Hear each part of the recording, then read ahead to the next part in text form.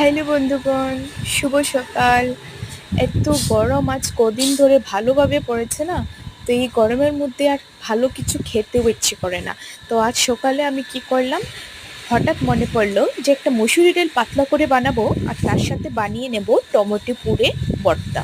তো সাথে সাথে আমি কি করলাম, ফ্রিজ থেকে 3টে টমেটো নিয়েছি, সাথে আস্ত 3-4টে শুকনো লঙ্কা নিয়েছি, তারপর এটা ভালো করে পুড়ে তারপর এটা বাকল ছেড়ে আমি কুচি কুচি পেঁয়াজ নিয়েছি, সাথে নিয়েছি কুচি কুচি রসুন, নিয়েছি কুচি করে কাঁচা লঙ্কা, তারপর নিয়েছি ধনেপাতা কুচি কুচি।